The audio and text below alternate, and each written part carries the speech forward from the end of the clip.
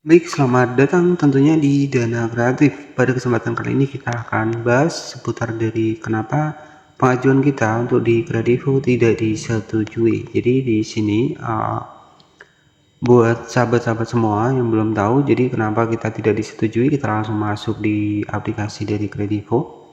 Jadi ketika memang kita tidak disetujui, di sini memang ada limitnya hingga 50 jutaan. Kemudian di sini persetujuan ada 3 opsi, KTP, selfie, dan NPWP.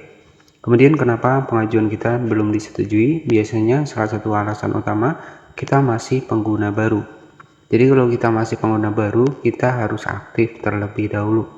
Nah, untuk di aplikasi dari Kredivo sendiri, kita langsung masuk di Play Store. Di sini untuk Kredivo, ini mungkin sudah nggak asing ya. Jadi Kredivo. Nah, aplikasi ini dimana kita bisa belanja juga. Jadi kita bisa berbelanja di beberapa platform ya, dan kita bisa pinjaman tunai, kemudian pulsa, PLN, kita bisa beli. Jadi kenapa pengajuan kita belum disetujui? Biasanya karena kita masih pengguna baru.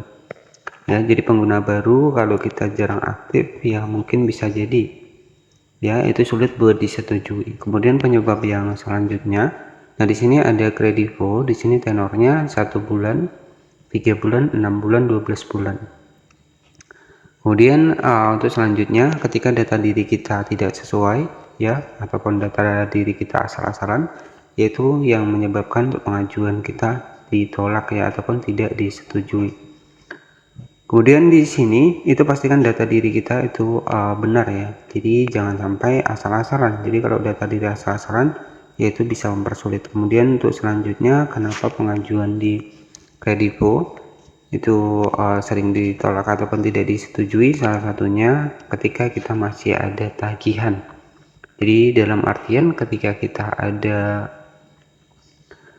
pinjaman yang mungkin di platform lain belum terselesaikan, itu juga bisa menjadi pengaruh ya. Jadi kalau saran saya hindari gali lubang tutup lubang ya. Jadi ya itu akan mempersulit untuk keuangan kita. Jadi kalau saran saya ketika memang kita pengen mengajukan pinjaman di Kredivo ya, kita juga harus paham juga ya, kita harus menyesuaikan juga dengan kemampuan. Jadi untuk di Kredivo ini memang kita bisa pakai paylater, bisa pakai fitur pinjaman ya, tapi kita juga harus tanggung jawab juga dalam proses angsurannya. Ketika kita sering galbay atau gagal bayar, yaitu bisa jadi itulah yang menjadi penyebab kenapa kita sulit mengajukan pinjaman di Kredivo ya. Dan di sini kita langsung masuk di bagian dari informasi dari Kredivo-nya sendiri. Jika kita cek udah ratingnya 4.8 dan sudah disimpan sekitar 50 juta pengguna ya. Jadi di sini jika kita cek di sini Kredivo ini itu sudah berizin dan diawasi oleh Otoritas Jasa Keuangan. Dan di sini kita bisa bayar cicilan lewat Indomaret, Alfamart, di sini banyak sekali ya. Nah, untuk limitnya ini maksimal sekitar 50 jutaan. Jadi kenapa pengajuan kita tidak disetujui di Kredivo?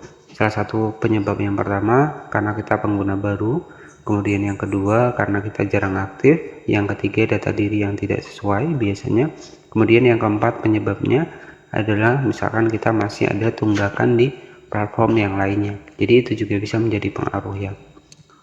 Kemudian bagaimana solusinya? Ya solusinya aktif saja, kita bisa beli pulsa kan juga bisa. Jadi yang terpenting kita itu ada aktif dan juga bertransaksi di dalamnya. Jadi seperti itu saja, terima kasih dan selamat.